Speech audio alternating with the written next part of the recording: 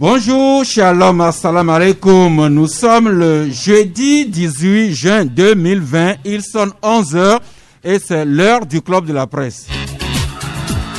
Vous qui nous écoutez au sein de la diaspora, en Europe, dans les Amériques et un peu partout, en Asie et les Orients, vous êtes les bienvenus. Comme ceux qui nous écoutent au pays, à Dapan sur Radio Courtoisie, à Bassa sur Radio Daoul, à Niamtougou sur Radio Sama FM ou encore à Neho sur Radio Lumière. Nous n'oublions pas nos amis de Sokoré qui nous écoutent sur les ondes de Radio Centrale FM. Et naturellement, vous ici à Lomé, dans la région maritime, vous qui nous écoutez sur la nouvelle génération, bonjour à vous. À la technique d'Atevi Thomas, Michel Vitogbe Tomega et le studio qui se peuple avec les amis Maglo Ateko Kenvi de Flambeau des démocrates. Bonjour. Bonjour Sas, bonjour chers confrères de la table, et bonjour à nos fidèles auditeurs et auditrices qui nous suivent sur la 93.5, bien entendu, y compris également à mes oncles maternels à Koumambala dans la préfecture de Koloto et à mes oncles paternels naturellement à Kalakou dans les lacs. Comme ça, l'équilibre est fait. Ambroise Yao-Ponjo de The Guardian, bonjour. Bonjour Sas, bonjour tout le monde, bonjour les auditrices et les auditeurs de Radio Canal FM. Comme c'est de mon habitude, je voudrais commencer par le code noir, comme je l'appelle, le code pénal dont fait allusion le commandant Amana ou le colonel Amana par rapport aux sanctions pécuniaires et la prison que doivent subir ceux-là qui ne portent pas les masques. Nous sommes pour le port obligatoire des masques, mais pas pour la prison ni des sanctions pécuniaires. Merci. Laurence Okeleki, bonjour. Bonjour Sas Gaou, bonjour à tous les auditeurs et auditrices de Canal FM et ravi encore une fois d'être au Club de la Presse. Merci, nous attendons un voire deux autres confrères qui vont compléter l'équipe du jeudi. Au menu du Club de la Presse de ce jour, nous allons revenir sur la reprise de plus en plus progressive de la vie nationale, de la vie socio-économique dans le contexte de la Covid-19.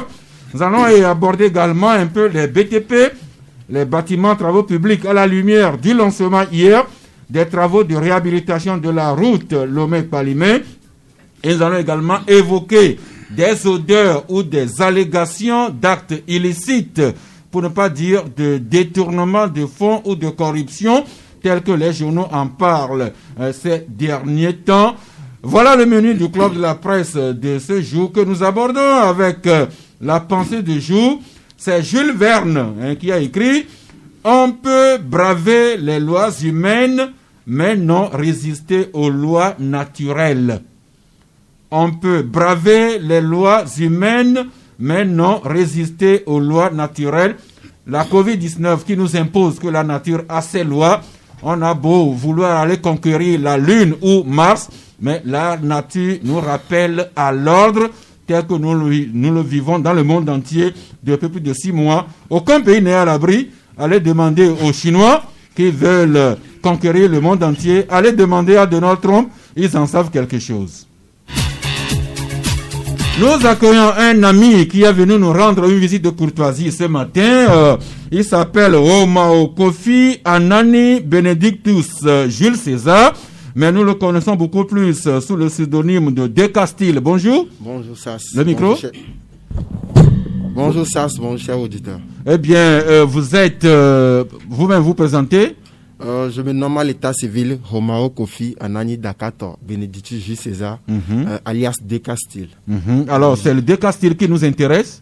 Ouais, De Castille, ça vient. De Castille, ça sort du nom Dakarto. Dakarto, voilà. Et style. Voilà. Et vous êtes de profession? Je suis un créateur de mots, genre styliste modéliste. Styliste modéliste. Ouais. Et ce matin, vous êtes venu nous faire la surprise, nous offrir des protège-nez. Des cache-nez plutôt pour le Club de la Presse. Ouais, pourquoi les cache-nez? Nous tous nous sommes conscients de la Covid-19, le corona qui sévit le monde, qui tue beaucoup de monde, qui a ralenti les activités. Et il n'y a pas longtemps, il y a eu un décret ministériel qui fait comprendre que nous devons porter les cache-nez obligatoires. Un décret du gouvernement. C'est une décision du gouvernement. Ouais. Une décision gouvernementale qui dit les cache-nez sont obligatoires maintenant. Maintenant, c'est là que j'ai pensé aux journalistes, faire un tour de médias, leur donner des cache-nez. Voilà. Alors, Canal FM, nous vous disons merci, mais vous êtes également passé par quel média? Nous venons de commencer par Canal FM. Voilà. Après il y aura il y aura d'autres quand même. Les autres médias seront servis en leur temps et heure. Eh bien, Magloire, vous êtes de l'équipe du Club La Presse. C'est vous qui allez remercier notre ami De Castille, lui qui a pensé à nous et qui a cousu de très belles bavettes qu'il est venu nous offrir. Bien entendu, je vais joindre ma voix à celle de toute l'équipe ici présente pour te dire merci d'abord et félicitations pour l'initiative, parce que comme on le dit, la maladie à coronavirus a pris tout le monde de court, et il s'est fait que ces deux corps socio-professionnels qui sont véritablement au devant de la lutte, notamment les médecins et les professionnels de la communication que nous sommes. Vous avez pensé à nous, c'est une très belle chose.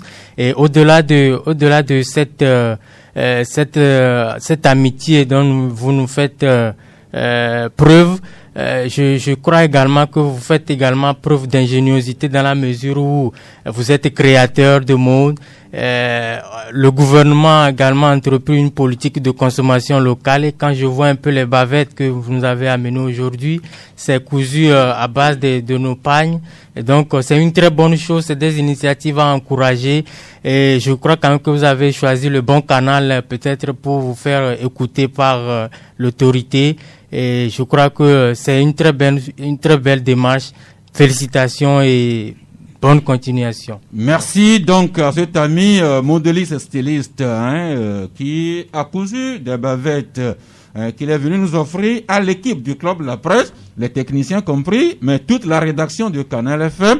Et également, merci, comme nous à Canal FM, nous ne sommes pas jaloux, nous vous incitons à penser à un maximum de médias, écrits, audiovisuels, même les numériques. C'est en famille que nous allons travailler ensemble et arriver à bout de ce virus. De Castille, le message est bien reçu. Oui. Merci. Alors, De Castille nous introduit à un sujet qui fait polémique depuis mardi. Puis De Castille, il travaille dans le rang des artistes, artisans, artistes. Or, depuis mardi, il y a une polémique qui fait rage. Tout est parti je sais pas si c'est d'un communiqué du ministère de la Culture qui inviterait les artistes à une forme de reconversion provisoire pour pouvoir bénéficier de l'accompagnement de l'État sous la forme des produits du Fonds national de la finance inclusive. Ça fait polémique sur les réseaux, ça se transporte également dans les médias. La preuve, Ouara le vainqueur qui écrit ce matin: incompréhension de la reconversion temporaire des acteurs culturels. Le ministre de la Culture fait une mise au point. Lorenzo Keleki, vous êtes artiste, journaliste très proche du monde des arts. Vous êtes au courant de cette décision, de ce communiqué du ministère de la Culture, la polémique que cela crée au sein de l'opinion, au point que hier, le ministre a jugé important de recadrer, de préciser sa pensée. Tout à fait, le communiqué a été rendu public le 12 juin. Et nous avons aussi lu le communiqué comme tous les autres sur les réseaux sociaux. Et nous avons cherché à recouper, voir si réellement le communiqué venait du ministère. Et après nos recoupements, nous avons compris qu'effectivement, c'est le ministère qui a rendu public ce communiqué. Et le communiqué disait, en substance, que dans le cadre de la mise en œuvre des actions d'accompagnement des acteurs culturels pendant la pandémie de coronavirus, une opportunité est offerte aux acteurs culturels. Et les acteurs culturels qui désirent souscrire aux produits du FNFI pour l'activité de reconversion pourront bénéficier d'une formation en montage et management de projets avant la soumission de leur projet aux institutions financières agréées. Autrement dit, comme vous venez de le dire, le ministère, parce que vous savez, depuis que cette pandémie du coronavirus a commencé, et vous venez de le dire tout à l'heure, le monde, en tout cas tous les secteurs ont pris un coup et le monde culturel a également pris un sérieux coup parce que vous n'êtes pas sans savoir qu'il y a des dispositions qui ont été prises interdisant le regroupement de personnes. Et quand on dit interdire le regroupement de personnes, c'est dire que les acteurs culturels, les artistes, chanteurs et tout, ne pourront plus exercer leur job qui est de chanter et faire plaisir au monde. Et en conséquence, ils se sont retrouvés à la maison et ça a accentué un peu leur situation de vie qui était déjà précaire. Et tous attendaient depuis un moment quand même, comme ce fut le cas dans d'autres pays, quand je prends le cas du Sénégal, de la Côte d'Ivoire, l'État a apporté un ouf de soulagement aux acteurs culturels par un soutien financier. Et donc, les acteurs culturels du Togo aussi, depuis ce moment, attendaient quand même qu'il y ait une quelconque assistance financière de la part du ministère. Alors justement, comment expliquez-vous la polémique qu'a créée ce communiqué du ministre, cette polémique qui fait croire que le monde des artistes, en grande majorité, se montre hostile par rapport au communiqué du ministre, au point qu'il a trouvé important et opportun de faire une mise au point hier. Non, mais ce que les artistes on va dire, rejeté, c'est le fait que le ministère, en tout cas selon la compréhension qu'ils ont, c'est le fait que le ministère leur dise de se reconvertir. Parce qu'ils estiment que, en tant qu'artiste et en tant que ministre de la Culture, ils devaient normalement être leur porte-parole auprès du gouvernement et au lieu de leur dire de se reconvertir, certains vont même jusqu'à dire que si le ministre leur dit de se reconvertir, cela amènerait à supprimer son poste. Parce que si les artistes se reconvertissent et qu'il n'y a plus d'artistes ou d'acteurs culturels, ça veut dire qu'en conséquence, il n'y a plus de ministère de la Culture. Et maintenant, de l'autre côté, la mise au point que le ministère a jugé utile de faire, c'est que quand vous lisez le communiqué n'a pas un aspect, on va dire, obligatoire. Le communiqué dit pour ceux qui désirent.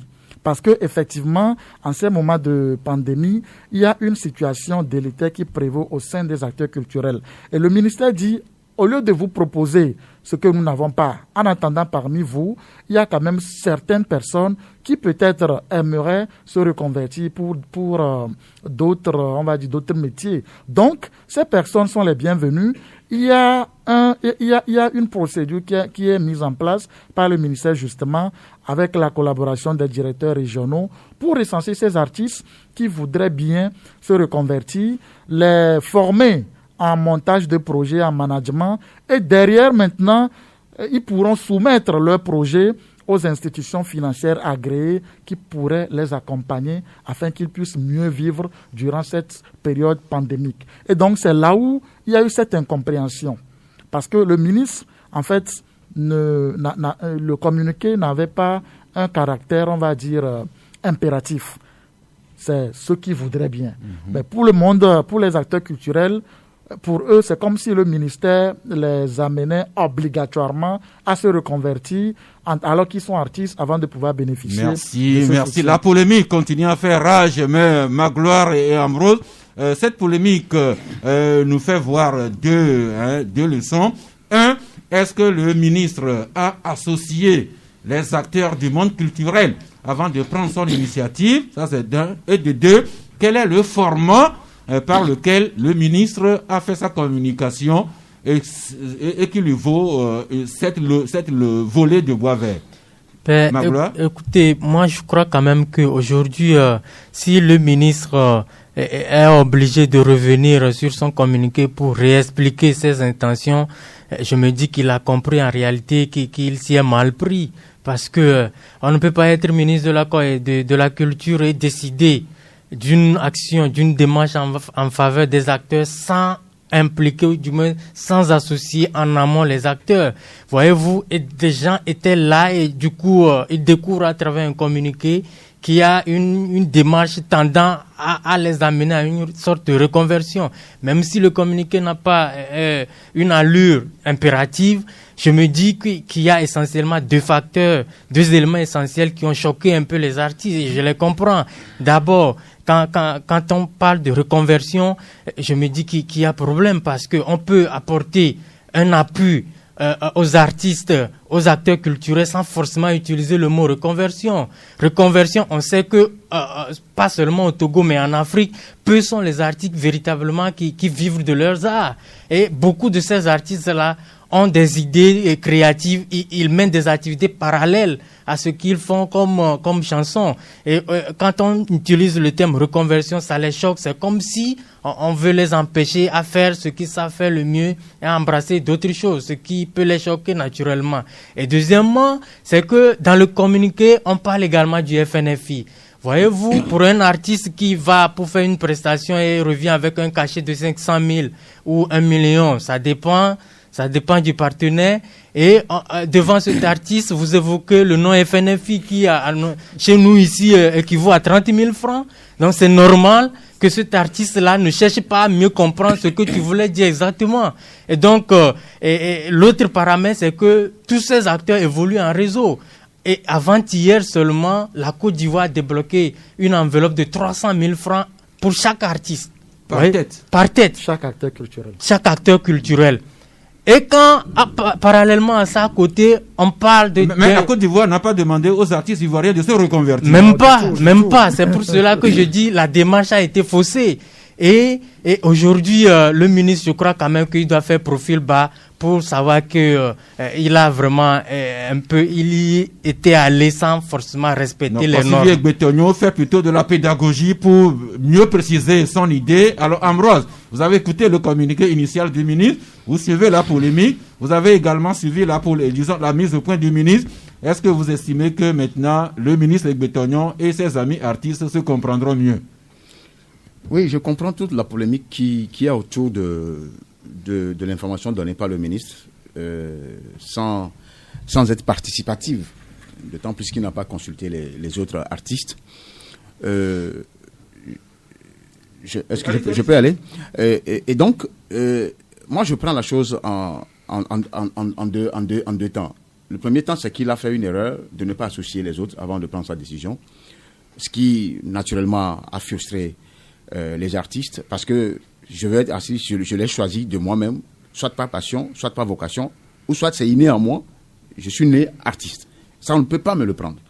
Au-delà de ça, dans la Bible, on dit talento, c'est un talent pour moi. Personne ne peut le prendre. Maintenant, au-delà de ça, je crois qu'il faudra aussi comprendre un peu le ministre, avec cette pédagogie qui a manqué. Il est en train de tracer une piste, quand même, qui serait plausible aux artistes. Je le dis, parce que quand on a fermé les églises, dans notre Guardian d'aujourd'hui, on a fait un article, la une même, c'est les églises et les mosquées. Il y a un gap, un terrible manque à gagner pour les églises, surtout, avec des quêtes pour une paroisse qui cotise pratiquement 1 million de cibles. Vous voyez, qui envoie, dans mon cas, dans notre église, à la région, qui envoie à l'administration, ce qui suppose que les pasteurs et les employés des paroisses vont souffrir.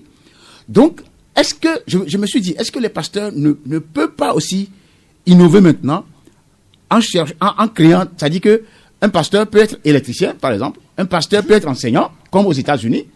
Et là, ça y est, j'ai imaginé des choses dans ma tête, j'ai dit, c'est possible. Ce n'est pas pour griffonner qui que ce soit, mais c'est des pistes de solutions. Autrement dit, les artistes, les pasteurs aussi devraient apprendre à avoir plusieurs cordes à leur arc. Absolument, parce que moi j'ai une sœur, elle est sœur catholique, ça fait au moins 15 ans qu'elle est sœur catholique, ou plus de 15 ans, elle est infirmière, elle est actuellement à Fagnan.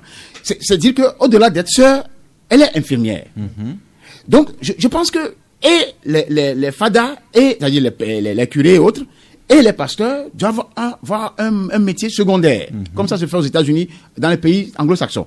Maintenant, revenons aux veux faire le parallèle pour dire que le ministre a certainement pédagogiquement tort, ou fait l'erreur de communiquer sans associer les ayants droit ou les intéressés. Maintenant, sa proposition est intéressante dans ce sens qu'il y a des artistes qui peuvent prendre l'élément dedans, en dehors d'être chanteur, je peux faire quelque chose. Merci. C'est ça. Cette polémique nous inspire deux citations. D'abord, Nelson Mandela qui a dit que ce qui se fait sans moi se fait contre moi. Ouais. Et en même temps, c'est Boileau qui a écrit que ce qui se conçoit bien s'énonce clairement et les mots pour le dire arrivent aisément. Que le ministre Bétognon en tire la leçon que il faut toujours associer ses partenaires pour que la démarche soit véritablement inclusive.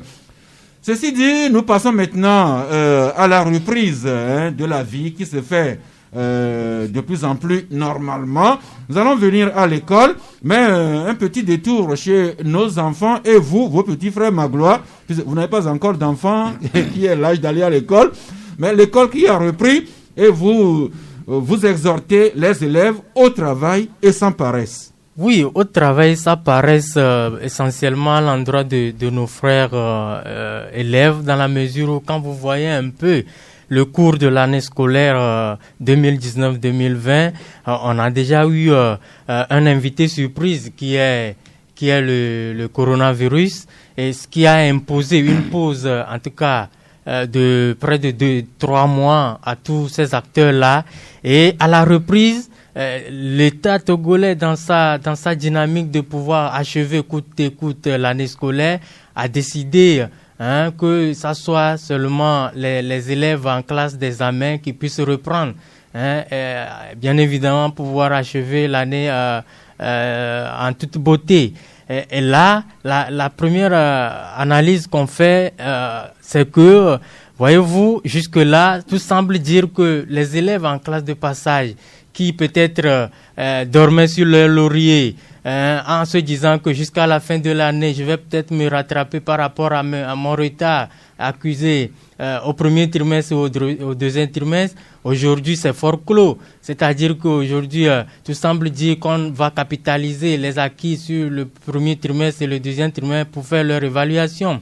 Et là, ça se dit, la leçon qui a attiré, c'est que dès que la rentrée est amorcée, on est suffisamment déjà prêt pour pouvoir conclure en beauté l'année. Et donc, c'est pour dire à nos frères et sœurs élèves que c'est une leçon pour tout le monde que dès qu'on rentre, en tout cas, donc, dès qu'on effectue la rentrée scolaire, c'est qu'on doit se préparer parce que la fin de l'année, c'est ici et maintenant. Merci. Le premier jour de la rentrée est également le premier jour de préparation de ces examens de fin d'année.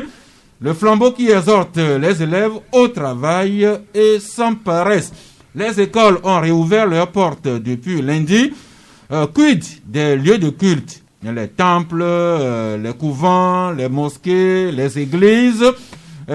Flambeau toujours qui écrit vie de l'église politique sociale.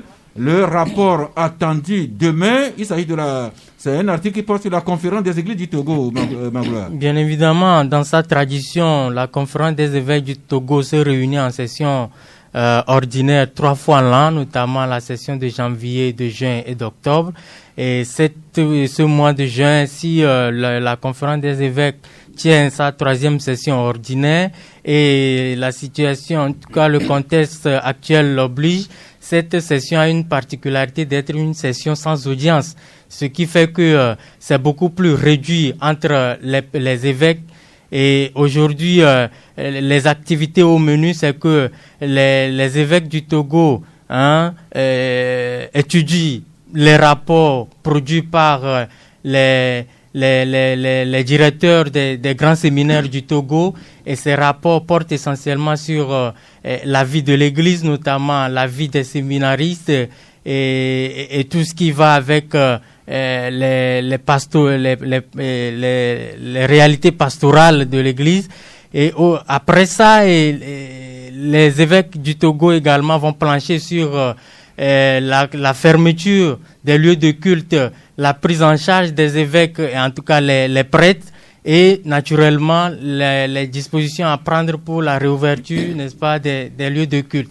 Et au-delà de tout, comme on le connaît déjà si bien, la conférence des évêques du Togo va également plancher, ou planche actuellement, sur l'actualité socio-politique du Togo. Et j'imagine que, comme elle est habituée à le faire, elle ira avec les différents éléments à son niveau. Et demain vendredi, la session prendra fin avec le grand rapport général qui sera publié Et nous attendons vivement ce rapport. Merci. Que vivement les évêques publient le rapport de leur session au cours de laquelle ils ont eu à plancher sur les questions comme fermeture des églises, la prise en charge des prêtres durant cette épreuve. Et dans cette ambiance, nous apprenons que le nonce apostolique, pour ne pas dire l'ambassadeur du pape auprès des républiques du Togo et du Bénin, vient d'être envoyé en mission à Sri Lanka. Et cette affectation du nonce crée une autre polémique.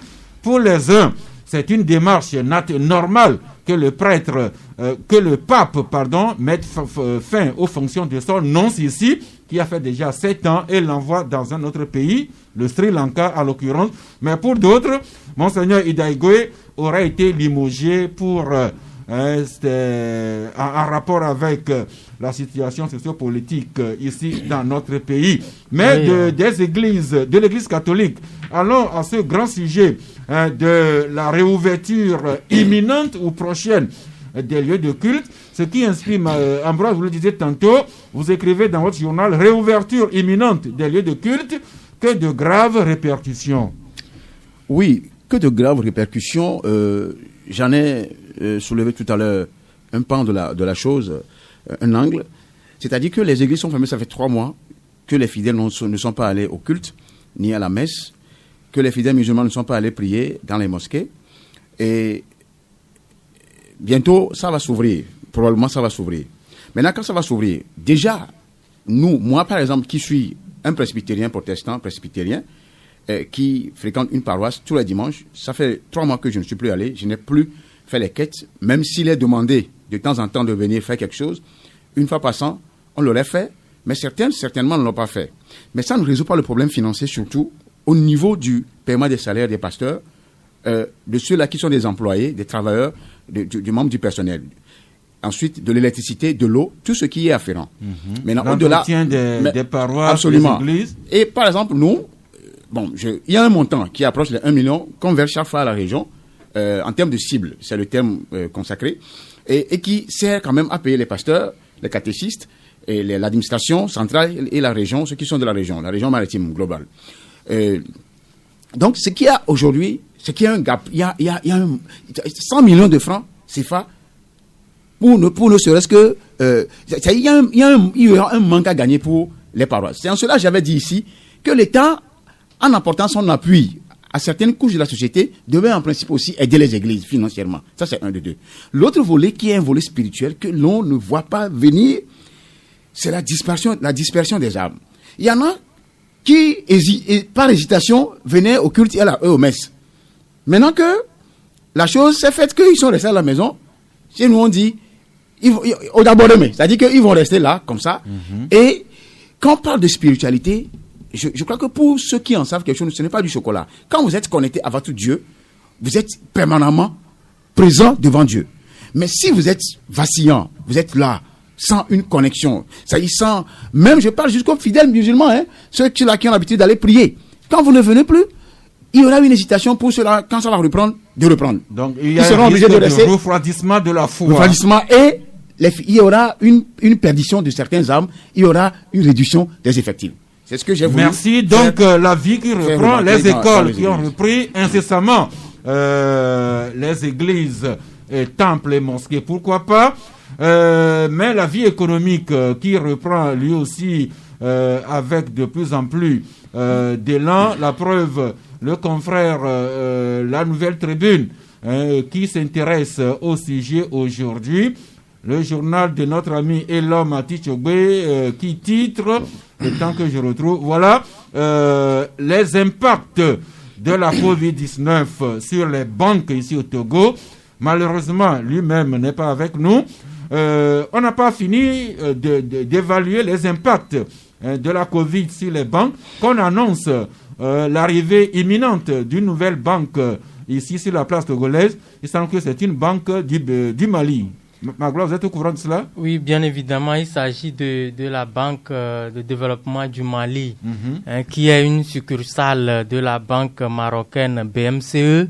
Cette banque l'accord d'implantation a été validé, donc c'est cet établissement financier va très bientôt s'installer à Lomé. Et voilà l'information au niveau de la BDM. Voilà, et c'est la forte communauté malienne ici au Togo qui doit être contente d'avoir une banque de leur pays. Et on peut en tirer également l'enseignement que Lomé est une place bancaire qui attire. On ne va pas citer toutes les banques sous-régionales et commerciales et autres qui sont installées en Broad. Si une nouvelle banque est en train d'arriver, ça veut dire que malgré nos problèmes en interne, nous avons quand même une place bancaire qui attire. Oui, une place bancaire qui attire, mais qui crée aussi maintenant de la jalousie et de la concurrence. Je préfère la concurrence. Oui, de la concurrence. Vous savez, les banques, moi je dis que la place est saturée pour les banques au Togo. Ils pouvaient toutefois choisir aussi d'aller à l'intérieur, d'installer plus de succursales à l'intérieur.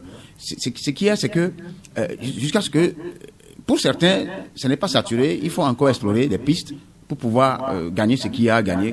Comme, bon, je ne vais pas citer de noms pour faire la publicité gratuitement. Il y en a qui sont dans le domaine d'assurance, qui se convertissent en banque.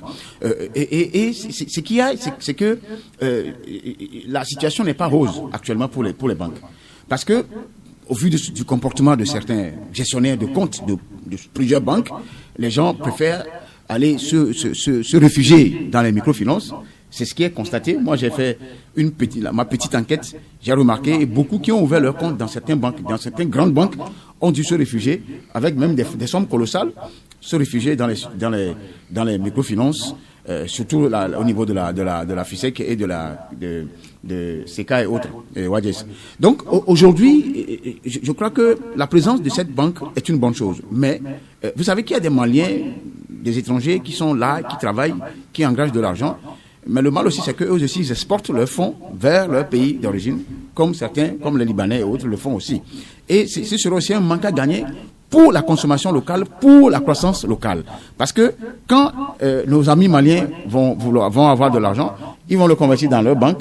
Et ceux-là qui étaient des clients les banques qui étaient, comment on va les appeler, qui recevaient l'argent de ces étrangers, ce serait aussi un manque à gagner pour eux. Donc c'est un couteau double tranchant, mais bon, c'est la concurrence. C'est la concurrence et c'est le meilleur ou bien le plus entreprenant qui l'emportera. Magloire? Oui, évidemment, c'est comme vous l'avez dit, c'est une réalité aujourd'hui que Lomé ou du moins le Togo devient véritablement une plaque tournante des banques. Et selon les dernières statistiques qu'on a à ce jour au Togo, 14 banques dont 11 filiales et 3 succursales. Et parallèlement à ça, nous parlions tout à l'heure de l'implantation de la nouvelle banque BDM au Togo. Mais parallèlement à ça, le groupe Sounou Assurance aussi vient de s'approprier, n'est-ce pas, la BPEC, qui était tombée en difficulté depuis 2014, on va dire. Et aujourd'hui, ce groupe Sounou devient, en tout cas la BPEC devient Sounou Bank, ce qui fait sa première sur le terrain financier ou du moins bancaire. Et donc aujourd'hui, vous allez le voir que quand vous allez un peu là-bas, il y a une restructuration qui se voit parce que justement le groupe Sounou est devenu actionnaire majoritaire et ça devient Sounou Bank au lieu de BPEC. Mais donc la place bancaire de Lomé qui attire, tout comme le Togo produit de plus en plus d'enfants, au point que Flambeau des démocrates, vous parlez d'une démographie galopante dans notre pays. Oui, vous savez, nous avons consulté les dernières statistiques de l'Institut national de la statistique et des études économiques et démographiques. Et selon ces statistiques, on découvre que fin 2019, par exemple, le Togo a enregistré plus de 236 700 naissances vivantes, presque 240 000 naissances vivantes au Togo, ce qui porte la population globale au 1er janvier 2020 à 7 706 000 habitants. Ça voudra dire que à cette allure, d'ici la fin de l'année, la population togolaise sera estimée à près de 8 millions. Voyez-vous, et nous estimons que c'est des statistiques, en tout cas c'est des indicateurs socio-démographiques galopants, dans la mesure où il faut faire l'équation entre ces statistiques en termes de démographie et les infrastructures que nous avons dans plusieurs secteurs vitaux du pays, notamment l'éducation, la santé et j'en passe. C'est dire que si une bonne adéquation n'est pas faite entre la montée des chiffres au niveau de la démographie que nous avons actuellement par rapport aux infrastructures qui doivent normalement accueillir et modeler ces Togolais vivants et naissants qui viennent d'arriver, eh bien ça risque de créer de sérieux problèmes sociaux au pays. Et nous avons fait notre analyse là-dessus avec des éléments probants que nous avons ressortis. Donc sur la base des statistiques de l'INSEE, le Togo a un taux de croissance de 2,3% par an, un taux d'urbanisation estimé à 42%. Alors, les dangers que Flambeau des démocrates voit en perspective et qui guettent notre pays, c'est si on ne sait pas anticiper par une véritable politique de développement endogène, nous risquons d'être en face. Cette opportunité de la démographie galopante peut se révéler des difficultés sérieuses. Des difficultés sérieuses dans la mesure où on aura beaucoup de jeunes Togolais qui seront là sans forcément des structures de base pour pouvoir leur permettre de clore leur talent. Et quand ça est comme ça, vous allez voir que la conséquence directe, c'est que nous aurons des problèmes sociaux du genre l'insécurité, la délinquance juvénile et j'en passe. Et donc, dans l'ensemble, voilà la situation qui est présentée. Mais c'est beaucoup plus une interpellation à l'autorité d'en prendre acte et asseoir par rapport à ces statistiques, à ces chiffres qui sont là, et asseoir partant de là une véritable politique de gouvernance qui puisse permettre au Togo d'éviter. C'est-à-dire que quand la population s'accroît, il faudra créer davantage d'écoles, créer davantage de centres de santé, les équiper, davantage d'emplois pour occuper cette force galopante de la population. Lorenzo, le gouvernement avec en tête le chef de l'État doit avoir des soucis pour faire en sorte que le taux de croissance demeure une opportunité et non un casse-tête.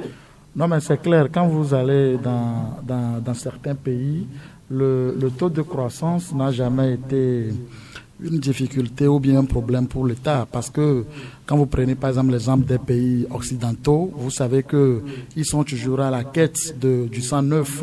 Il manque de population, notamment jeunes. Et nous en avons un surplus. Nous en avons un surplus, alors que c'est derrière la politique d'accompagnement qui manque, et c'est là où je salue le rappel à l'ordre, on va dire l'interpellation que notre confrère Flambeau des démocrates a fait à l'endroit de l'autorité, parce que quand vous sortez un peu de cet aspect accompagnement, vous allez maintenant dans l'aspect vie. Quand vous allez aujourd'hui dans certains quartiers, vous avez comme l'impression que c'est la population qui dévance l'État, alors que normalement... Non, c'est pas une impression. Je ne veux pas dire que c'est ça, mais je sais quand même que tout le monde sait que c'est ça. Mais quand vous allez dans certains quartiers, normalement, c'est l'État qui devrait en réalité, en fonction du développement de la croissance galopante, prendre des dispositions, étendre la ville et dévancer la population. Et aujourd'hui, on a comme l'impression, je le dis encore, même si je sais que c'est pas ça, on a comme l'impression que c'est plutôt la population qui dévance l'État. Et c'est là où l'État, l'autorité devrait prendre ses responsabilités et dévancer pour une fois la population et non... Je disais tantôt, c'est pas une impression. Ambroise, vous savez qu'en termes d'urbanisation, l'État manque cruellement d'anticipation. Les villes devancent l'État, si bien que les grosses banlieues comme Sagbado, Akato et consorts sont déjà fortement habitées, mais je ne sais pas si votre quartier est déjà urbanisé, Ambroise. Non, il n'y a pas encore de plan directeur ça dit que la zone est toujours classée dans une zone rurale, alors que nous sommes en zone urbaine. Alors que c'est déjà devenu une ville. Ça a tout son sens sur le plan foncier. Parce que si la zone est viabilisée, ça veut dire que tout est au niveau du cadastre et autres, pour que quand vous achetez, vous n'aurez pas de soucis. Maintenant, aujourd'hui, la zone n'est pas encore viabilisée. Il faudrait que la zone soit totalement viabilisée pour sécuriser la propriété foncière des acheteurs de bonne foi. Et tu l'as si bien dit, dans 20 ans, Lomé a pris une échelle galopante au niveau des banlieues, au niveau d'Aïdogomé, Baguida, Agoé. Et quand tu viens surtout dans la zone d'Aïdogomé, qui s'étend jusqu'à Kato, Lankouvi, Clémé, c'est-à-dire qu'il y a un monde fou. Il y a un monde... Moi, j'estime qu'il y a au moins 100 000 personnes qui quittent 7 heures à 19 heures la route de Ségbé. Parce qu'il y a des gens qui viennent de Clémé, de Bomamé. Il y en a tellement de quartiers là-bas que... Quand je suis en train de voir refaire la route de Palimé, je me dis que peut-être l'année prochaine, ils vont faire la route de Ségbé. Parce que la route qui est l'hécatombe aujourd'hui, dans la ville de Lomé, dans le Grand Lomé, c'est la route de Ségbé. Merci. Donc, l'État n'a qu'à anticiper que les services de l'urbanisme et de l'habitat puissent anticiper en viabilisant la zone. Notamment par l'extension de l'électricité, de l'eau courante. Sinon, ils ont fait un effort. Il y a un effort qui est fait au niveau de l'électricité. Et la chance que ce grand quartier a, c'est qu'il y a une nappe terrible d'eau qui est dans la zone, qui peut alimenter jusqu'au Ghana. Et le Premier ministre était arrivé, je crois, ça fait 4 ou 5 ans. Ils ont même... Classou? Oui, non. Soit c'est Classou, ou c'est... Oui, c'est Classou, je crois. Je crois que c'est Classou. Ils sont arrivés dans l'école primaire de Kato, ils ont même fait un forage. Donc, ils ont découvert donc, ce qui veut dire ceux-là qui ont de forage dans la zone, l'eau est comme l'eau de Palimé. Ça, je ne le cache pas. Donc, je crois qu'il y a une richesse qui est là-bas, mais il va falloir que l'État puisse anticiper sur les choses. Merci. Ce n'est quand même pas pour rien que le gouvernement a créé un ministère dédié à l'urbanisme depuis des années. Et nous souhaitons vivement que ce gouvernement, le gouvernement, par ce ministère, anticipe réellement en viabilisant les zones avant que les populations ne s'y implantent. Si l'État n'est pas toujours prompt dans l'anticipation, quand même pour réparer, pour réhabiliter certaines voies avec quelques retards, l'État le fait. C'est ainsi que les travaux de lancement de la réhabilitation de la voie Lomé-Palimé, ce lancement a été fait hier, et comme l'écrivait l'Union pour la Patrie que nous en parlions, dans un premier temps, il y aura 2 fois 3 voies de Todman jusqu'au péage Zanguera, ensuite 2 fois 2 voies de Zanguera jusqu'à Mouepé, et à partir de Mouepé jusqu'à Palimé, ce sera une voie, seulement une route en 2 voies. Les travaux lancés, c'est bien, mais le changement écrit ce matin, réhabilitation de la voie Lomé-Palimé, et le changement souhaite que le chantier Lomé-Palimé ne connaisse pas le même sort que la route Lomé-Voga-Enfoin. Cette route dont on ne finira jamais de parler. Oui, Ambroise? Oui, je crois que il a bien fait de rappeler le sinistre sort qu'on a eu à réserver à la voie là, dont on a détourné au moins 26 milliards. On n'a pas encore eu les comptes. Mais je crois que c'est Bomaf qui est chargé du chantier. Bomaf a fait un bon travail au niveau de la route Todman à Casablanca. Quand vous voyez, même ce que Victor Sossou, son business, on a fait à Gbadago, aussi c'est une très bonne route. Donc je crois que Bomaf, avec ces machines que j'ai vues hier, je crois que on peut espérer. Mais moi, mon mal, je ne sais pas si c'est une spécialité des BTP, ils commencent toujours les travaux en période de pluie. C'est-à-dire que bon. C'est peut-être un secret qu'on va percer auprès d'eux. Et une dame s'est plainte hier. Moi, je l'ai rencontrée. J'étais venu là-bas. Quand les ministres sont partis, j'étais venu faire un petit reportage là-bas. Et la dame se dit, et pourquoi c'est en période de pluie c'est eux qui arrêtent la pluie et ils n'ont pas de nourriture. Ça, on va creuser. Si c'est un secret, si c'est un hasard, que les BTP démarrent leur chantier en temps de pluie, c'est en temps de pluie qu'ils appréhenderont mieux les zones inondables, les zones qui leur créeraient, je parle bien au conditionnel, beaucoup plus de difficultés, mais nous allons peut-être approcher les techniciens du domaine pour nous situer. Mais vivement que le chantier Lomé-Palimé ne connaisse pas le même sort que la route Lomé-Vogan-Enfoin. Ce chantier est lancé pendant qu'il y a une polémique qui circule depuis dans les médias portant sur les magouilles un peu par-ci par-là. La preuve même aujourd'hui, Magloire, votre journal Flambeau, vous parlez de magouilles, et notamment l'entreprise Vénus BTP qui vient d'être exclue par l'ARMP des marchés publics et pour 5 ans. Oui, c'est ce que dit l'une des décisions prises le vendredi 12 juin dernier par l'autorité de régulation des marchés publics, l'ARMP, qui s'est rendu compte que lors d'un marché de passage, en tout cas lors d'un marché de... Non, d'une passation de marché. Lors d'une passation de marché effectuée en 2016, l'entreprise Vénus BTP qui a eu, en tout cas qui a gagné le marché, a fait usage de faux documents. Notamment, il a délivré un faux récépissé de fin provisoire des travaux, alors qu'il avait sous-traité entre-temps le marché avec une autre entreprise qui devrait normalement établir ce procès verbal, mais il ne l'a pas signifié. Et donc, dans ces enquêtes, l'ARMP s'est rendu compte que ce procès verbal était faux, et quand ils ont écouté le premier responsable de l'entreprise, il a reconnu, mais il avoue que c'était une erreur de ses collaborateurs et non de sa part. Et donc, se référant aux tests régulant, n'est-ce pas, l'ARMP et les passations de marché public au Togo, on s'est rendu compte que c'est contre, n'est-ce pas, les tests en vigueur de faire faux et usage de faux et surtout de fausses déclarations et présenter de faux papiers. Et donc, sur la base de ces erreurs-là, l'entreprise BTP Vénus s'est vue exclure des marchés publics au Togo pour une durée de 5 ans.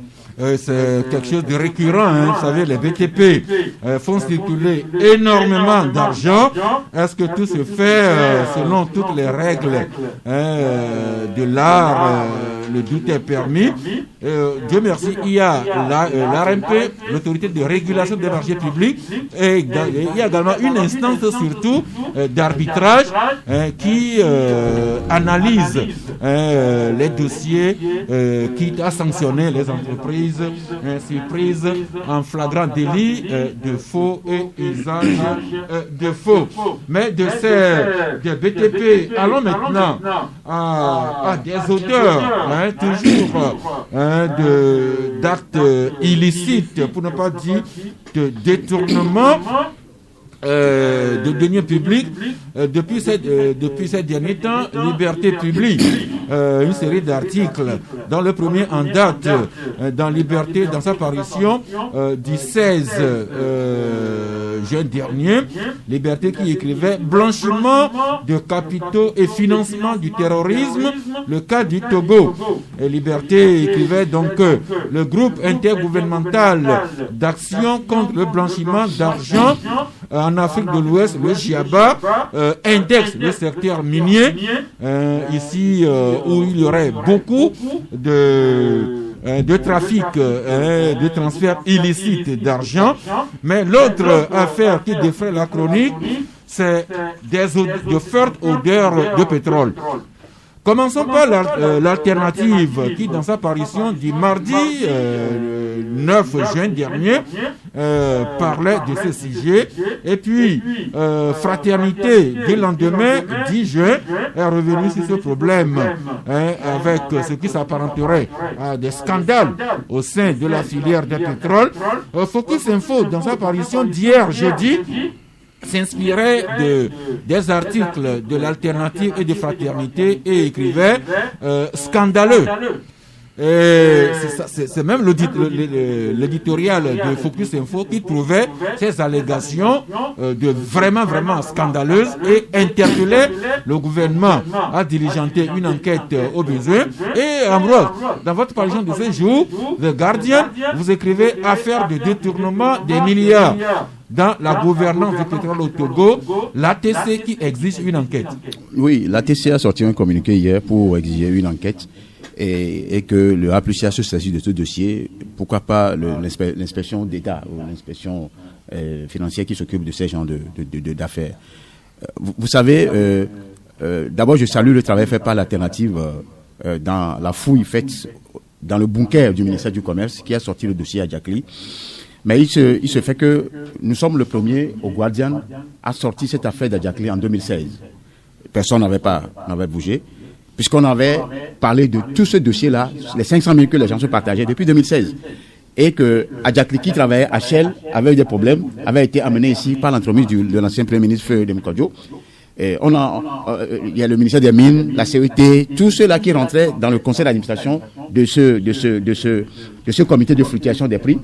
Et on avait dénoncé dans cet article beaucoup de choses. Et que le monsieur, on l'a appelé monsieur Adjacli en ce temps-là, il a 3 numéros, vous l'appelez, il ne prend jamais. Et même la dernière fois, le 20 mai dernier, on a été encore les premiers à parler de son limogeage. Ça aussi, beaucoup ne le savaient pas. On a mis à la une de notre journal, qui avait été remplacé un autre monsieur qui était aussi membre de ce comité. Le grand dossier sorti par le journal Alternative, d'ailleurs, on en a fait même une émission ensemble avec Ferdinand Ité, la dernière fois sur YouTube, dans l'autre journal, qui a fait le buzz sur la plateforme. Et bientôt, certainement, on aura fait une conférence de presse si jamais la ligne ne bougeait pas au niveau des inspecteurs d'État ou du procureur. Ça, mais le poteau rose, c'est en fait un réseau de mafias, de mafieux qui est installé au ministère du Commerce dans le bunker à travers la famille Adjacli. Il y a le sieur Adjacli, son fils et son fils qui ont instauré un réseau de commandes de pétrole dont ils tiraient tous les profits sans que même les ministres, certains ministres n'en sachent. Et puisque certains ministres se saoulent, parce que après avoir engrangé, comment vous l'appelez, les bénéfices, ils se retrouvent à l'hôtel, je crois c'est Rakawa, et se partageaient les choses, et y compris ceux-là qui sont dans le comité, pour pouvoir faire disparaître les choses. Parce que Adjacli et son fils ont créé une entreprise liée aux hydrocarbures. Parce que Adjacli est spécialisé dans la pétrochimie, quelque chose comme ça, et le fils aussi a fait de ce genre d'études. Donc on l'a amené déjà entre 24 et 26 ans, on l'a amené membre du comité, et c'est lui qui ce qui a dit, c'est que le dossier est tellement grand que sur 15 ans, pratiquement 15 à 18 ans, 500 à 600 milliards ont été détournés. Comment? Je vous donne juste un exemple. Quand le prix du baril monte, par exemple, chute de 100 à 80 $, par exemple, au plan mondial, c'est eux qui détiennent la commande du pétrole. Ils avaient enlevé la main de Shell, Mobil et autres qui avaient le monopole de la commande. Ils ont tout fait pour convaincre le gouvernement pour avoir le monopole maintenant, leur entreprise, les Adjacli. Maintenant, quand ils commandent, quand ils savent que le prix a descendu, ils font tout pour comment on dit ça? Ils font tout pour stabiliser et que quand le prix va augmenter, ils vendent ça au gouvernement togolais. Donc, le bénéfice qui est en dessous, ils prennent ça. Je crois que ça doit prendre du temps pour expliquer ça. Et pendant longtemps, sans que même ceux qui sont au comité ne le sachent, ils ont gagné des choses à travers une entreprise qui se trouverait en Suisse, Vitol, qui est l'entreprise parraine des commandes, parce qu'il faut être spécialiste pour pouvoir maîtriser le réseau et savoir quand le pétrole va fluctuer, quand ça va descendre, pour pouvoir... C'est un système sophistiqué que le fils et le père ont installé à l'insu des ministres et tous les mêmes. Mais Gozan, ils savent que Gozan avait su la chose. L'ancien ministre Gozan. Mais comme les gens sont saoulés, quand peut-être Gozan avait crié pour qu'il y ait... Vous êtes souvenu de cette histoire de vérité des prix qui avait eu en 2011 et tout ça là. Même le ministre Samuel qui était arrivé. Tous ne maîtrisaient rien du tout. Merci. Un dossier vraiment complexe. Je retiens pour l'essentiel à la lecture des coupures de journaux que le manque à gagner pour l'État sera évalué entre 500 et 600 milliards de francs CFA. Les confrères qui indexent non seulement les Adjacli et père et fils, mais également certaines hautes autorités dans l'entourage immédiat du chef de l'État, de grands ministres que nous connaissons tous. Ça veut dire 2 semaines que ces journaux en parlent. Et je rappelle encore que Focus Info, s'inspirant des enquêtes des confrères, trouve cela vraiment scandaleux. Mais Magloire, jusqu'à présent, il semble que c'est un sujet qui n'intéresse que nous, la presse. Ça va bien t'intéresser. Depuis un moment, la presse essaie de faire un travail remarquable dans ce pays. des scandales économiques du genre, on en parle depuis, voyez-vous. On ne cessera jamais de le dire. Là, c'est le scandale concernant la route Lomé-Vaughan-Enfouin. Il est toujours là, personne ne dit rien. Et viennent s'ajouter d'autres, notamment la participation du Togo aux différentes CAN. Et on vient également de faire cas, n'est-ce pas, de ce scandale financier-là. Et à ce jour, ça fait quand même presque 2 semaines que la presse en parle.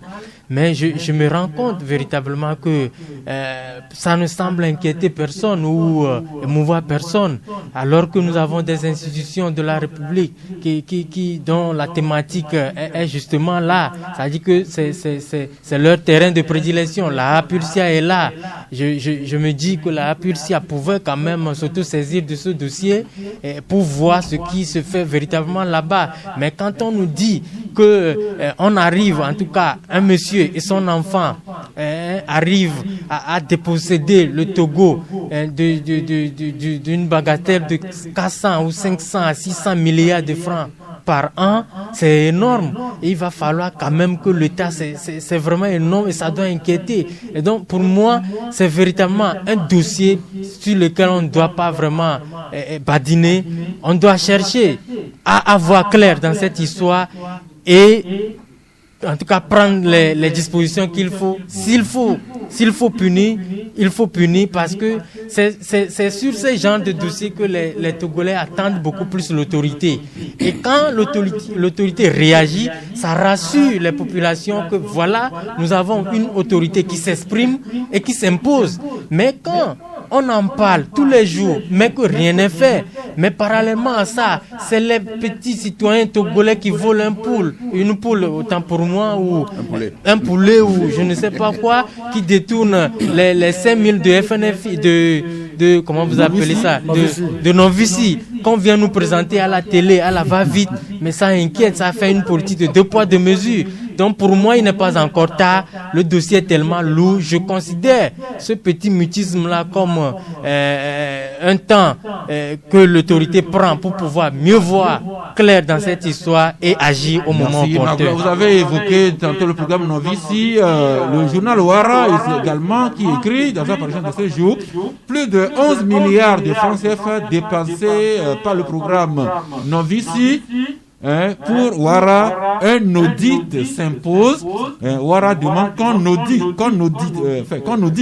le programme Novici pour savoir comment ça a été fait et évaluer son impact sur l'économie nationale. Je pense qu'il serait intéressant que tu invites Ferdinand Ité, qui a sorti le dossier, de venir expliquer à mieux ce dossier.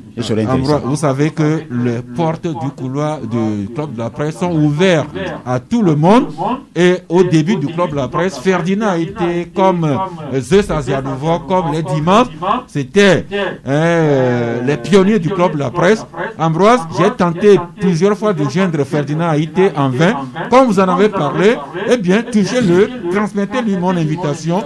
Il est le bienvenu prochainement au Club de la Presse. Mais le réseau qui l'équipe, le pétrole, c'est une nébuleuse. La presse en parle souvent. On voudrait bien savoir quelles sont les filières par lesquelles le Togo importe son pétrole, les conditions, la vérité des prix, la transparence. Et puis le sieur Adjakli, c'était vraiment un sphinx ou bien un mythe. Je ne sais pas comment le ministre Adedje a pu s'en débarrasser, mais Adjakli n'est peut-être que la face cachée de l'iceberg. Est-ce que le gouvernement Adedje, le Premier ministre, le chef de l'État, est-ce qu'on arrivera à creuser vraiment ce mystère des pétroles et nous situer? Non, mais je crois que rien n'est impossible à qui le veut, parce que en tant qu'autorité, s'il y a un tel scandale disons que pour le moment, c'est des allégations. Non, mais ce sont des allégations. Vous savez que chez nous en Afrique, on dit souvent qu'il n'y a pas de fumée sans feu.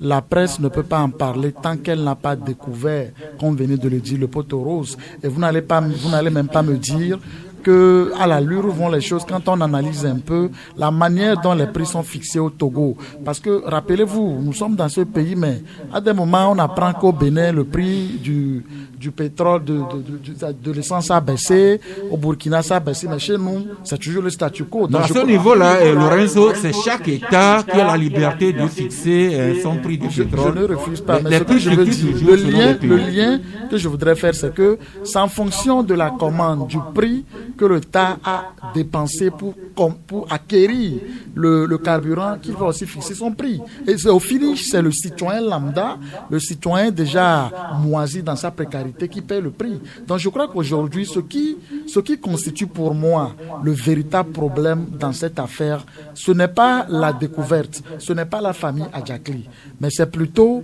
le mutisme de l'autorité. Parce que c'est pas le premier cas. Il y a eu beaucoup de cas. Et si, comme vous venez de le dire, imagine vous avez des enfants et à chaque fois on vous rapporte qu'il y a un de vos enfants qui a fait ci, qui a fait ça, que vous ne dites rien. En ne disant rien, qu'est-ce que vous faites? Déjà, c'est une manière de l'encourager à continuer dans le mal. Et de l'autre côté, c'est aussi une manière d'inspirer les autres, de dire aux autres, ah, mais vous pouvez aussi le faire. Il n'y a rien. Donc c'est un peu ça. Il faut que l'autorité agisse quand il faut agir. Je serais peut-être d'accord si, après cette révélation, l'autorité a pu rapidement diligenter une petite enquête et qu'on nous dise que la presse a sorti un dossier qui ne tient pas. D'accord. Mais quand on garde le silence, ajouté à tous ces scandales qu'il y a eu, je crois quand même que, comme l'avait dit un auteur, quand l'autorité n'arrive pas à mettre la main sur ceux qui font du mal, c'est que quelque part, quand vous fouillez bien, l'autorité fait partie de ceux qui font ce mal-là. Je n'ai pas dit que c'est X ou Y, mais je crois que si l'autorité sait qu'elle n'a rien, en tout cas, ceux qui ont le devoir, la responsabilité de rappeler à l'ordre ces employés de l'État qui sont payés à la sueur du front du citoyen lambda, si l'autorité sait quand même qu'elle n'a rien à voir avec les ça, médias, il faut qu'elle réagisse. Nous revenons souvent sur ce sujet et aujourd'hui, c'est l'ATC, l'Association togolaise des consommateurs, qui exige une enquête sur la filière des phosphates. Et on va terminer avec cette exigence de la démocratie. La démocratie qui demande aux dirigeants de rendre compte des affaires publiques. Cette même démocratie qui donne la liberté, le droit aux citoyens de demander compte. Eh bien, cette affaire a trop duré que vivement le gouvernement diligente une enquête et nous situe pour savoir si c'est de fausses allégations que la presse véhicule ou bien si c'est avéré que cette filière fait perdre des centaines de milliards à notre pays, le Togo. Merci.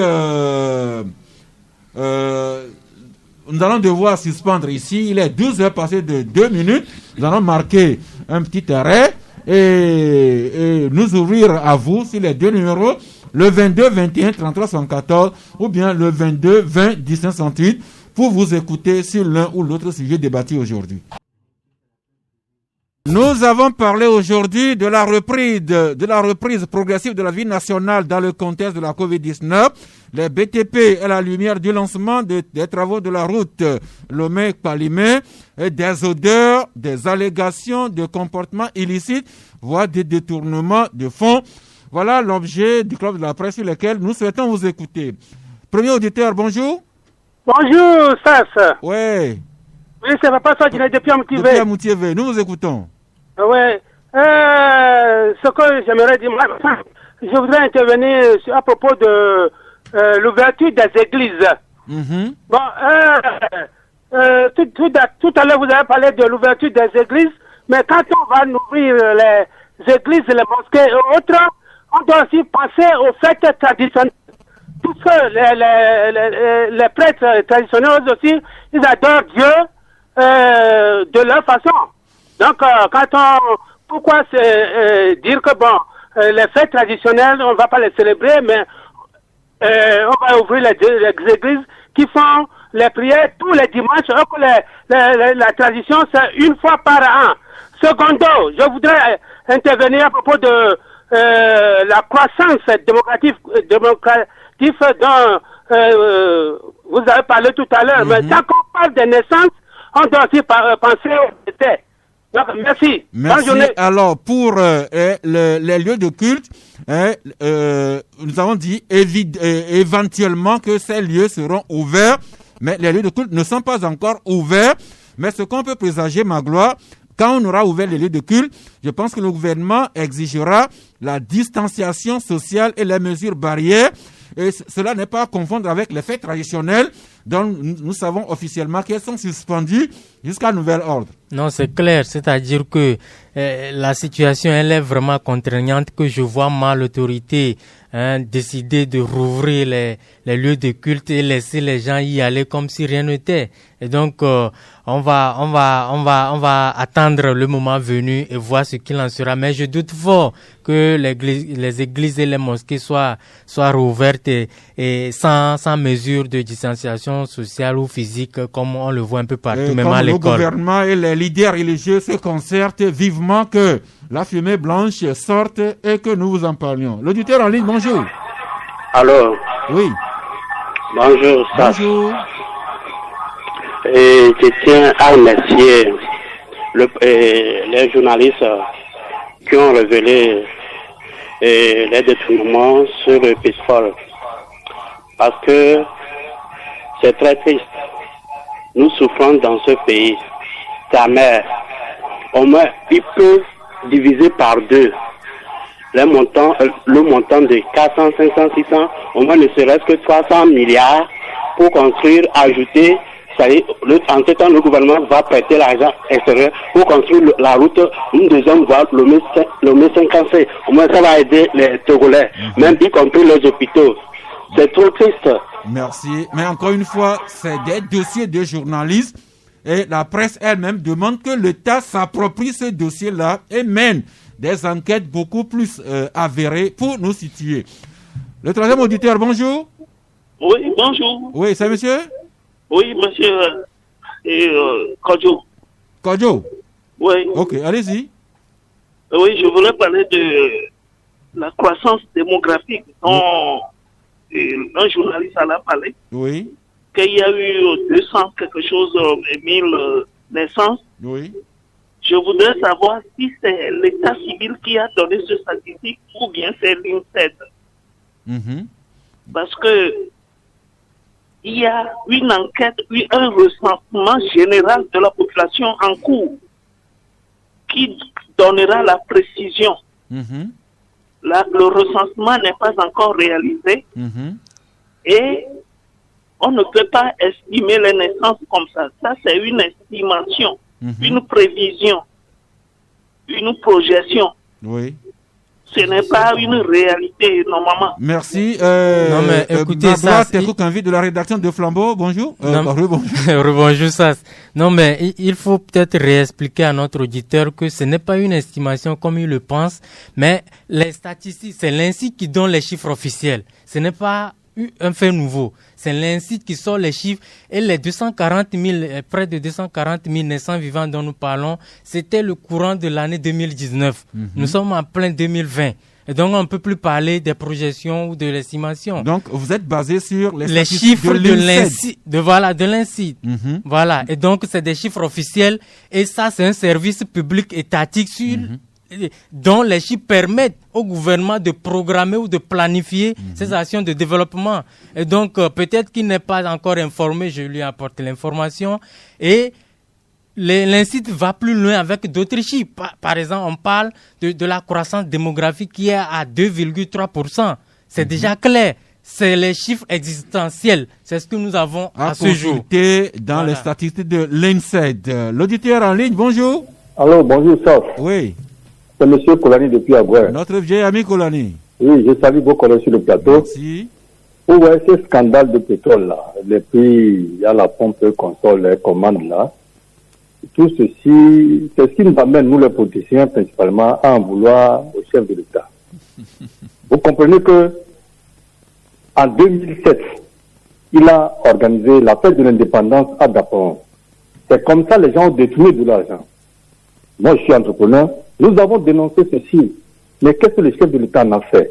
Et ça continue, ça continue. Mais de toutes les façons, tu es chef d'État, tu es le premier responsable, le premier magistrat des Togolais. Et quand vous êtes incapable, il faut démissionner et vous laisser les autres venir. Vous voyez, ceci là nous embête. Vous voyez ce qui se passe là, cette maladie qui est arrivée. Voyez nos structures sanitaires, même les écoles. Aujourd'hui, on va faire tout pour passer des examens.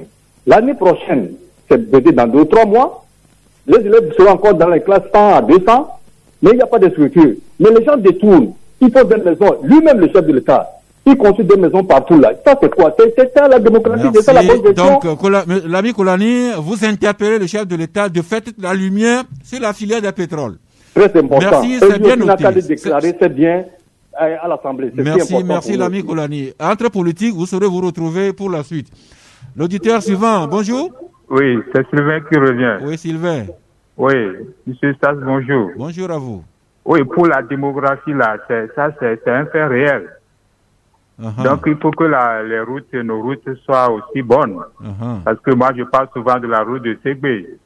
Quand vous empruntez cette route, arrivez chez vous, il faut demander à votre maman de vous chauffer de l'eau. Et si la maman n'est plus là? Ah, vous serez obligé de le faire vous-même.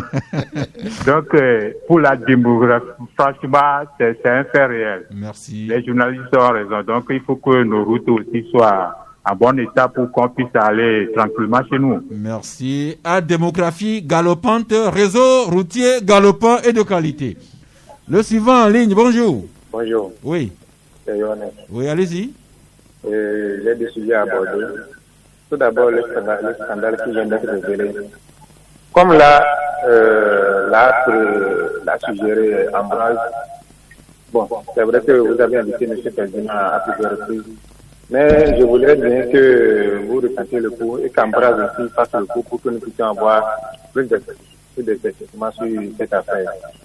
Et avec tout ce scandale, ce n'est pas la première fois, et avec tout ce scandale qui se passe dans ce pays, c'est-à-dire qu'on ne peut pas s'étonner que lors des élections, que le président puisse faire campagne en hélicoptère. Parce que ces personnes sont même prêtes à mettre à la disposition du président, même une navette spatiale pour faire campagne.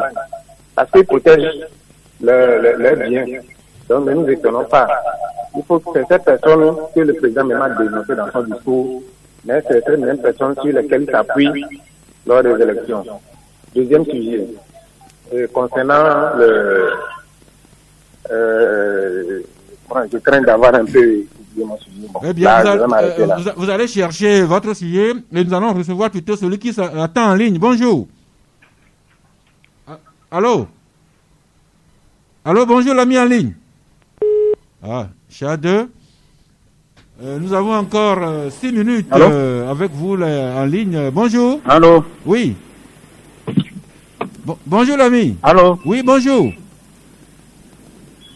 Nous vous recevons. Vous êtes en direct. Oui, allô? Oui, un autre plutôt. Bonjour. Bonjour, monsieur. Comment vous allez? Nous allons bien. C'est monsieur? Merci. C'est monsieur Félix Badida. Oui, allez-y, Félix. S'il vous plaît, je vous félicite. Surtout monsieur Ambroise Pondio. Il faut nous féliciter, nous tous. Ne faites pas de jaloux. C'est un travail d'équipe. Ok. Je vous félicite tous. Merci beaucoup. Mais précisément Ambroise Pondio. Ok. Merci beaucoup. C'est concernant les filières de l'essence qu'on parlait là. Ça fait pitié et ça, c'est terrible pour ce pays. Ça fait très très pitié et ça, c'est piquant. C'est trop piquant. Autant plus qu'on souffre trop dans le pays là. Et puis les hauts dirigeants laissent les trucs couler comme il faut. Et si eux-mêmes ne sont pas dedans, je suis sûr qu'ils devaient arrêter tous ces gens de phagocyté là. Ils devaient les chercher à les arrêter. De fils au père, c'est difficile. Et de fils au père pour la gouvernance aussi. C'est difficile, mon cher frère. Merci, je vous en prie. Merci. Encore une fois, ce sont des enquêtes de journalistes et la presse et la société civile. Nous demandons que l'État mène des investigations beaucoup plus précises pour nous éclairer. L'auditeur suivant, bonjour. Allô, bonjour. Oui, bonjour, monsieur Sasson. Oui, c'est monsieur? C'est monsieur Jacques. Jacques, allez-y. Oui. Félicitations à vous tous qui êtes sur le plateau pour l'émission que vous animez. Bon, en fait, moi, c'est pourquoi j'appelle. En sortant, j'ai vu que la route de Adjido-Gomé est presque en chantier avec la société Eboumaf. C'est pas presque. Les chantiers, les travaux ont été lancés depuis hier. Ok. Ben, bon, ça, c'est à féliciter le gouvernement parce qu'il fait son effort.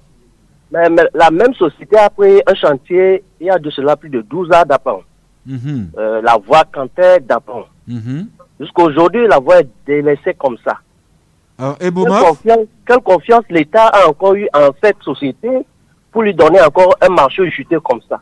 C'est ça mon inquiétude. Merci, monsieur Sass. Bonne journée. Donc, vous dites que Eboumaf est déjà sur le chantier Cantet Mango qui n'avancerait pas? Oui, il y a de cela plus de 10 ans. Je ne me trompe pas. Il y a de cela plus de 10 ans que ce chantier est resté comme ça. De Cantet jusqu'à Mango, jusqu'à Bakossi, voire jusqu'à Tandouaré, à l'entrée de Bomboka, la route est bonne là-bas. Mais de Tandouaré jusqu'à Cantet, la route n'est pas bonne. Il y a de cela plus de 10 ans. Bon, c'est ça Merci. Le ministère en charge des travaux publics appréciera cela. Oui, bonjour. Bonjour. Oui. C'est monsieur Innocent. Ah, ok, allez-y, Innocent. Oui, mon appel ce matin concerne la réouverture des écoles. Et en l'occurrence, un constat que j'ai fait sur nos enfants, les élèves qui ont repris les classes. Le port de masque, c'est pour juste en classe ou bien, même quand ils sont hors des classes, ils doivent les porter. Ce matin, je me suis posté devant un grand établissement de la place. Quelle ne fut ma surprise? C'était une lutte entre le vigile à l'entrée de l'établissement et les élèves qui arrivaient en essaim, qui poussent les bavettes au cou, d'autres dans les sacs, d'autres n'en avaient même pas. Et donc c'est le vigile qui les oblige. Tout à l'heure, il est midi, je me suis posté encore au même endroit. Le constat est amer. Nos enfants se déambulent, se tapotent, s'embrassent, et puis pas de masque. Alors la question demeure. Merci. Alors, faites quelque chose. Pour faire œuvre utile, est-ce qu'on peut y avoir le nom de l'établissement? C'est pas pédagogie. Ok. Lycée de Tokoin. Lycée de Tokoin. Merci. Même beaucoup. le lycée moderne à Idogomé. Merci. Moi, tu permets. Je demande juste que le ministre. L'auditeur en ligne. Oui, alors, l'ami. Oui. Un complément d'information? Oui. Oui, allez-y. Non, c'est bon, c'est fini. Ok, merci beaucoup. Je voudrais juste apporter de l'eau moulin au cher ami en invitant le ministre de la Sécurité en concomitance avec le ministre, c'est quel ministre qui s'occupe du Covid-19 là, de poster si c'est possible, poster des policiers devant les établissements scolaires. Parce que moi-même, ce que j'ai vu hier au lycée moderne numéro 1 et 2, il y a des élèves qui font des efforts en portant les bavettes. Mais il y en a, sincèrement, c'est sous les mentons. C'est pas possible. Et nous, on est devenus des pédagogues. À chaque fois, on les rencontre, on leur dit ça. On va appeler le ministre. Peut-être on va placer des policiers partout. Mais est-ce que c'est pas d'abord le travail des parents d'expliquer à leurs enfants depuis la maison le bien fondé de porter... Pourtant, le proviseur a été clair au début. Nous allons prendre le dernier auditeur en ligne. Bonjour. Oui, allô, bonjour. Oui. Mon nom, c'est M. K. Un peu plus fort, s'il vous plaît. Monsieur K, s'il vous plaît. Oui, allez-y. Juste pour demander si c'est pas peur ou pas complicité que le gouvernement n'arrive pas à tirer sur les fils pour nous arrêter ces gros poissons-là. Ok.